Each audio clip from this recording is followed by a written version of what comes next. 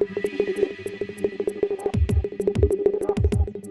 देख रहे हैं face today news. Face today news को सब्सक्राइब करें, बेल आइकन दबाएं जिससे तमाम जानकारी आपको मिलती रहे। फेस टुडे न्यूज़ में आपका स्वागत है। मैं हूं शाबिर संजदी। आज हम उत्तर प्रदेश के जिला मेरठ के गांव सौंदत में मौजूद हैं और हम बात कर रहे हैं फैसल चौधरी से, जो कि राहुल गांधी की हमशक्ल है। उनसे बात करेंगे। आपका बहुत बहुत स्वागत है। आपका भी बहुत स्वागत है। हमारे घर इतनी दूर से आप यहाँ पर चल के आए हैं, इसलिए आपके लिए बहुत बहुत शुक्रिया। इस तरह से आप राहुल गांधी के हमशक्ल हैं, कैसा महसूस करते हैं? महसूस करना तो अलग बात नहीं है। राहुल गांधी का हमशक्ल अल्लाह ने मुझे बनाया है, खुदा ने बनाया है मुझे, तो इसमें मेरा महसूस करना क्या है। खुद राहुल गांधी ऐसे बंदे हैं जो अपने ऊपर गर्व महसूस नहीं करते। तो मैं किस खेत की मूली मिसाल होती ना, तो किस खेत की मूली, तो मैं किस खेत की मूली जो राहुल गांधी अपने ऊपर गर्व नहीं करते हैं। राहुल गांधी कितने सादगी भरे इंसान हैं, इतने सिंपल व्यक्ति हैं, वो बहुत ही ज्यादा, तो उनके अंदर कोई घमंड नहीं। तो मैं किस बात घमंड करता। मीडिया में भारत जोड़ो यात्रा में आए आप, तो पहले से आपका कांग्रेस से जुड़ा हो? मेरे पिताजी दादाजी सभी कांग्रेसी रहे हैं और यात्रा से पहले 2022 20 जनवरी को छत्तीसगढ़ के मुख्यमंत्री मेरे घर गए भूपेश बघेल जी, और उन्हें मैंने गांव में घुमाया है 3-4 घंटा। और अगर मैं कांग्रेस से जुड़ा हुआ नहीं होता तो मुख्यमंत्री जी मेरे यहाँ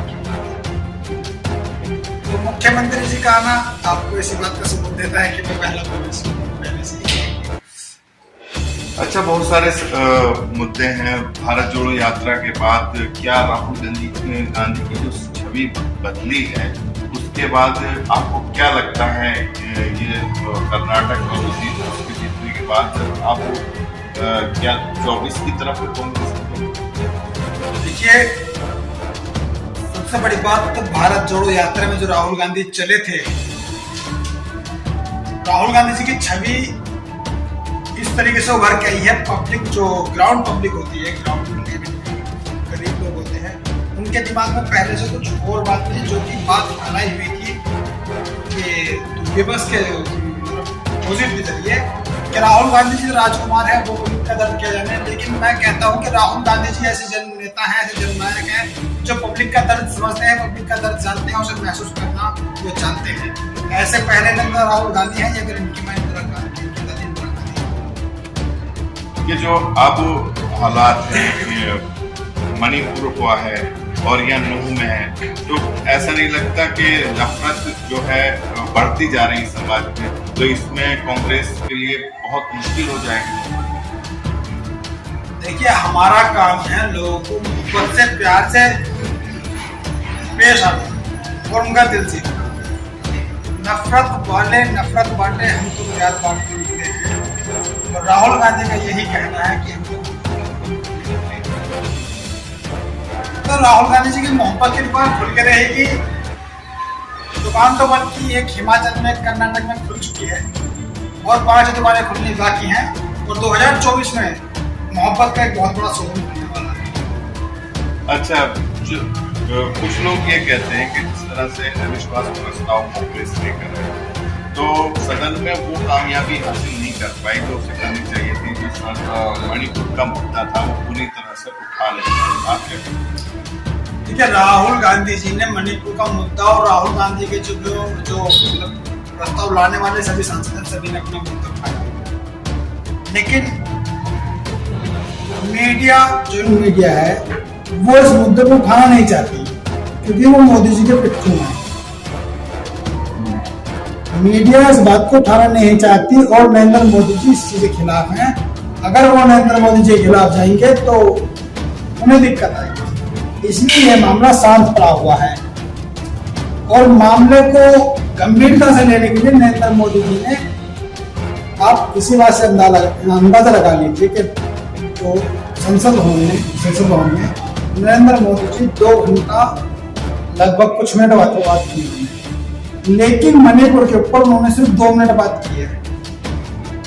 क्या जलता हुआ मणिपुर, बिलखता हुआ मणिपुर, जो वीडियो में दिखाई गई है नंगी लड़कियां वो दिखाई नहीं देती नरेंद्र मोदी जी को या उनकी सरकार को, या उनकी सरकार के किसी है,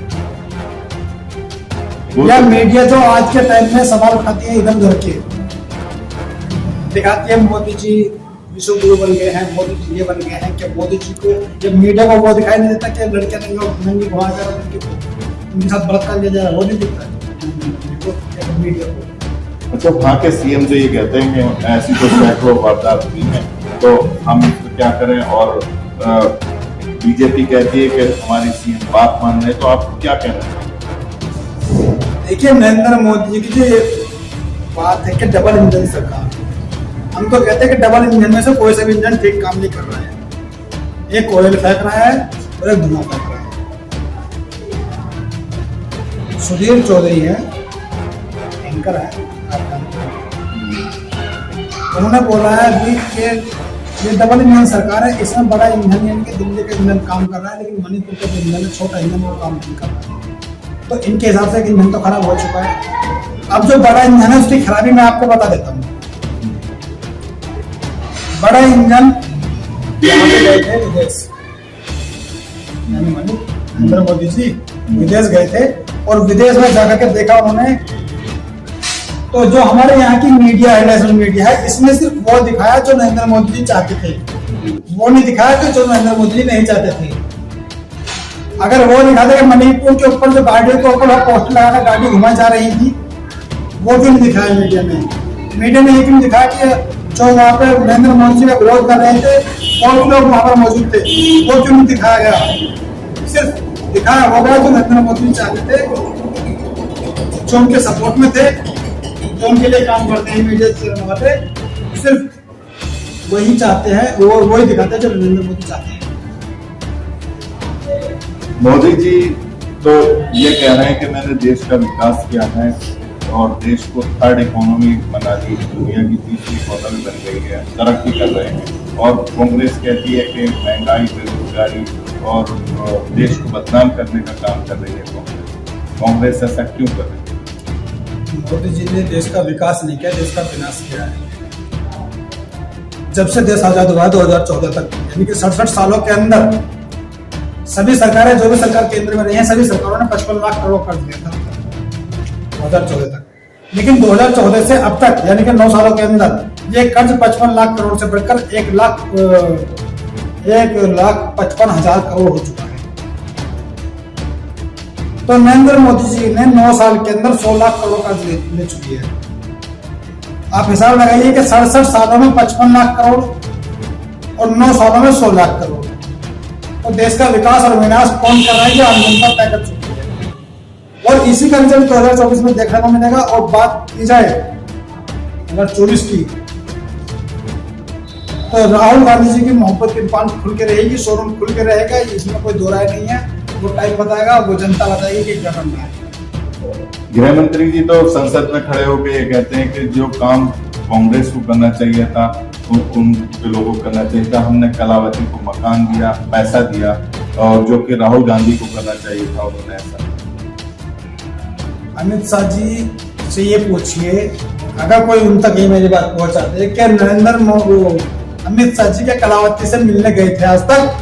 राहुल गांधी जी वहां पहुंचे थे और राहुल गांधी जी ने उन्हें देखा और खुद कलावती और उनके बेटे का वीडियो सोशल मीडिया पर मौजूद है। उनका यही कहना है कि हमारी जो मदद की है वो राहुल गांधी जी ने की है, ना कि अमित शाह और बीजेपी ने।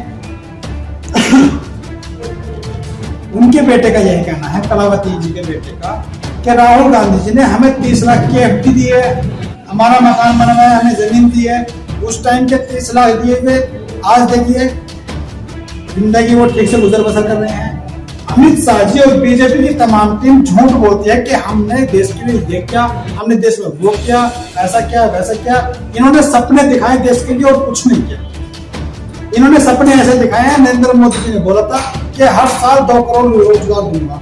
क्या आज तक 1 करोड़ रोजगार मिल पाया? 9 साल हो चुके हैं, हर साल की छोड़ के 9 साल हो चुके हैं, आज तक अगर 1 करोड़ रोजगार भी ये दे पाए हों तो बात की जाए। इनसे 9 साल हो चुके, आज तक इनसे 1 करोड़ रोजगार नहीं दिया। और हिसाब लगा लीजिए आप रोजगार के मसले में अब से 45 साल पहले जो देश की स्थिति थी, 45-50 साल पहले वो ऐसी थी कि देश आजाद हो गए कुछ साल पहले, और 45-50 साल पहले जब देश आजाद हुआ था उस टाइम पे आजादी को कुछ ही साल हुए थे कि बेरोजगारी का उस टाइम पे यही हालत थी। उस टाइम पे भूखमरी जैसी हालत थी, वही भूखमरी आज के टाइम में इस हालात में अब आ चुकी है इस वक्त। तो नरेंद्र मोदी जी कर क्या रहे हैं, बीजेपी कर क्या रही है? देश का विकास नहीं, देश का विनाश कर रहे हैं। वो तो ये कहते हैं कि हमने देश को इतने आगे पहुंचा दिया है, हम देखो आज चांद तक पहुंच गए, और कांग्रेस जमीन की बातें करती है, पिछड़े वर्ग की बातें करती है, पिछड़ने की बात करती है। अगर कांग्रेस की सरकार होती तो देश बहुत पिछड़ा होता, हमने थर्ड इकोनॉमी बना दिया। अगर कांग्रेस ना होती तो देश आजादी नहीं होता। महात्मा गांधी जी कांग्रेस से थे, पहले जितने भी अंग्रेज से आजादी से जुड़े महापुरुष हैं तमाम कांग्रेस से जुड़े हुए थे। इनके जो बीजेपी वाले बात करते हैं, इनकी थी पॉलिटिकल आरएसएस। क्या आरएसएस में कोई बंदा ऐसा है जो उसमें आजादी की लड़ाई में शहीद हुआ हो? अगर कोई भी एक बंदा ऐसा हो तो बताओ, फोटो दिखाओ उसका, कौन बंदा ऐसा जो आरएसएस की लड़ाई में सही, उसमें आरएसएस का बंदा आजादी की लड़ाई में शहीद हुआ हो? हिंदू, मुसलमान, सिख, ईसाई सब थे, लेकिन जो इनका संगठन है आरएसएस, उसका एक भी बंदा ऐसा नहीं था जो आजादी की लड़ाई में शहीद हुआ हो।